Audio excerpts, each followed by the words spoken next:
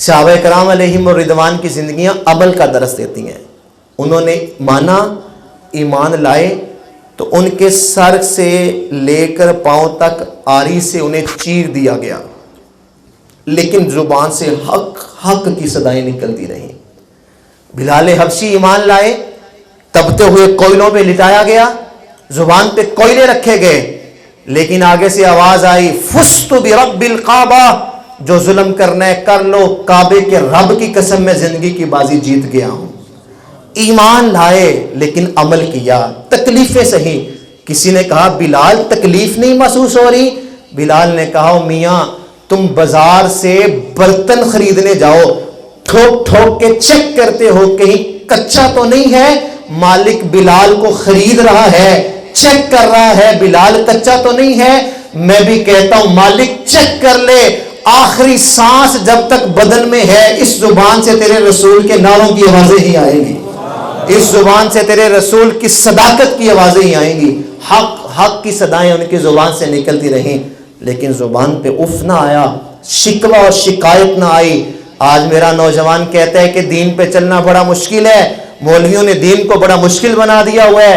یہ وہ بندہ کہتا ہے کہ جب سردی میں مسجد میں آئے اس کے لیے گرم پانی میسر ہے، گرمی میں آئے تو ٹھنڈا پانی اسے میسر ہے، اس کے باوجود وہ کہتا ہے دین پہ چلنا مشکل ہے. دین پہ چلنا ہمارے لیے مشکل ہے یا کربلا میں امام حسین کے لیے مشکل تھا؟ انہوں نے تو تکلیفیں سہی لیکن عمل نہیں چھوڑا، نماز نہیں چھوڑی، اللہ کے رسول کا دامن نہیں چھوڑا. ہم پہ ذرا سی تکلیف آتی ہے ہم گھر میں بیٹھ جاتے ہیں. اِلَّا الَّذِينَ آمَنُوا وَعَمِلُوا الصَّالِحَاتِ، ایمان لائے، نیک اعمال کرے، وَتَوَاصَوْا بِالْحَقِّ، حق بات کی وصیت کرے، لوگوں کو نیکی کی ترغیب دے، خود عمل کرے، لوگوں کو دعوت بھی دے. وَتَوَاصَوْا بِالصَّبْرِ، اور راہ خدا میں مشکل آ جائے اس پہ صبر کرے، تکلیف کو برداشت کرے.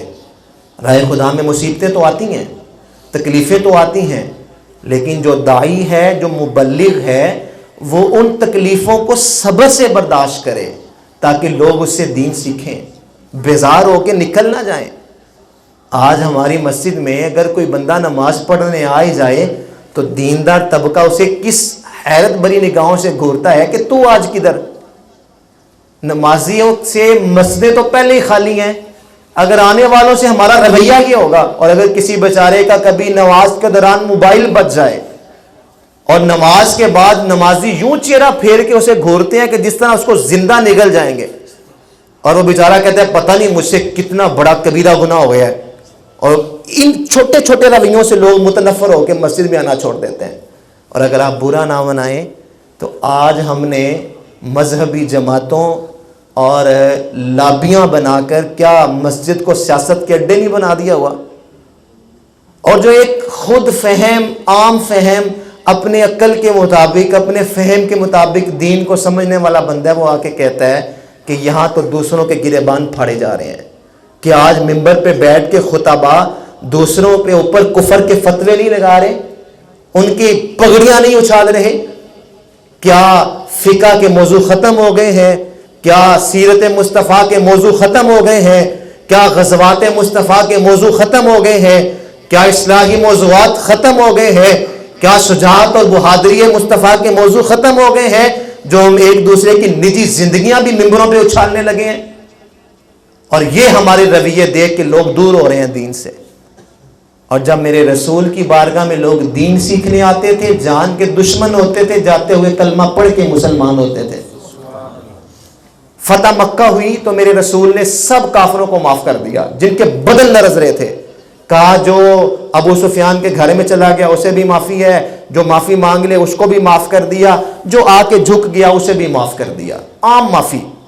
آج کے دن تم پہ کوئی مواخذہ نہیں، لیکن کچھ نام گنوائے. کہا یہ بندے مل جائیں تو کعبے کے غلاف میں بھی لپٹیں، انہیں وہی مار دو. حضور اتنا ان سے ناراض تھے کیونکہ انہوں نے اسلام پر نقصان بڑا کیا تھا. ان میں ایک نام تھا کعب بن زہیر. کسی نے پیغام دے دیا کہ کعب بن زہیر حضور نے سخت آرڈر دیا ہے کہ یہ جہاں ملے مار دو. کہنے لگا میری بخشش کا، میرے بچنے کا کوئی راستہ ہے؟ کسی نے اسے مشورہ دیا ایک ہی راستہ ہے، صحابہ تو جہاں دیکھیں گے حکم کی تکمیل کریں گے، تجھے اڑا دیں گے، کسی طرح نہ بچ بچا کے خود رسول اللہ کے پاس پہنچ جا۔ وہ نہ اپنا بھیس بدل کے چھپ چھپا کے چادر میں لپٹ کے خود مسجد نبوی میں آ گیا، حضور کے سامنے بیٹھ گیا، کہنے لگا اے اللہ کے رسول، اگر ہم کعب بن زہیر کو پکڑ کے مارے نہ، زندہ آپ کے پاس لے آئیں، کیا آپ اسے معاف کر دیں گے؟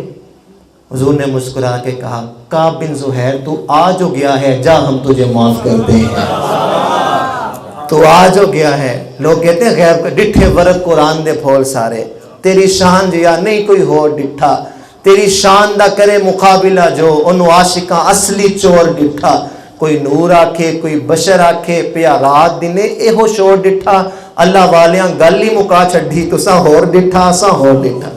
کہا کعب بن زہیر تو آج ہو گیا ہے، جا تجھے معاف کرتا ہوں۔ کہا حضور اس زبان سے آپ کی ہجف کہتا تھا، اب نعت پڑھنا چاہتا ہوں۔ میرے آقا نے منبر بچھوایا، کعب بن زہیر نے لمبا قصیدہ بانت سواد کے نام سے کتب حدیث میں موجود ہے، لمبا قصیدہ پڑھا حضور کی شان میں۔ میرے آقا نے خوش ہو کے اپنی چادر اتار کے کعب بن زہیر کو عطا فرما دی۔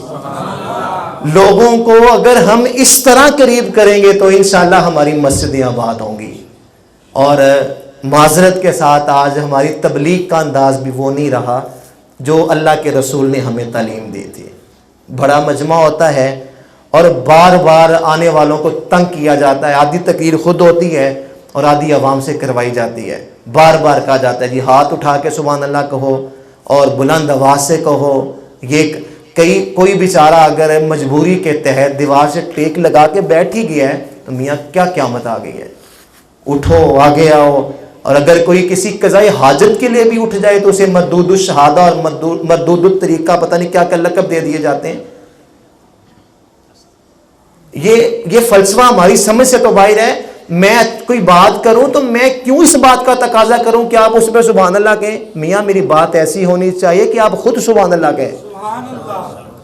یہ تقاضا کیسا ہے کہ میں کہہ کے سبحان اللہ کہلواؤں؟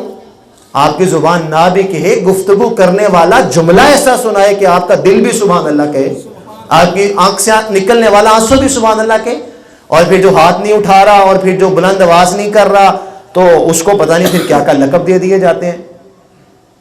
یہ تبلیغ نہیں، یہ بدتمیزی ہے۔ اپنی محافلوں کو ان چیزوں سے پاک کریں، اپنی تبلیغ کا انداز مثبت کریں، حضور علیہ السلام کی سیرت کو اپنائیں، اور پھر دیکھیں کہ لوگ آہستہ آہستہ دین کے قریب ہوتے چلے جائیں گے، کیونکہ اس راہ میں تکلیفیں آئیں گی۔ کوئی سبحان اللہ نہ کہ کوئی مسئلہ نہیں ہے، کوئی پھولوں کا ہار نہ ڈالے کیا ہو گیا، کوئی بڑا لقب نہ دے تو کیا ہو گیا۔ آج تو پھر بھی میں آیا تو آپ لوگوں نے میرے لیے، آپ لوگوں کے چہروں پہ میرے لیے خوشی کے اثرات تھے، آپ میرا استقبال کرنے کے لیے یہاں پہ موجود تھے۔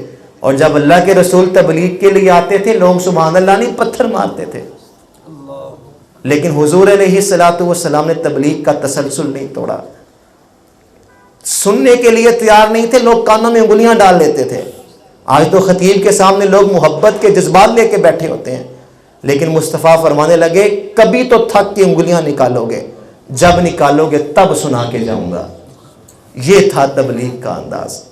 اور جب راہ خدا میں نکلو تکلیفیں آئیں برداشت کرو، صبر سے کام لو، تاکہ لوگ تمہارے قریب ہوں۔ تمہارے قریب ہو جائیں گے تو پھر اپنی ذات کا بت نہیں تراشنا، لوگوں کو رسول اللہ کے دین کے قریب کرنا ہے۔ تو آج کی بابرکت رات میں یہ 4 چیزیں آپ نے سیکھ کے جانی ہیں اور اس پہ عمل کرنا ہے، کیونکہ اگر عمل نہیں کریں گے نا تو تقریریں جتنی مرضی کر لیں اس کا فائدہ نہیں ہے۔ آپ ترنم سے کر لیں، آپ طرز سے کر لیں، آپ 2.5 گھنٹے کا خطاب کر لیں، اگر عمل نہیں ہے تو یہ صرف کان کا چسکا ہے، اور اگر عمل ہے تب فائدہ ہے۔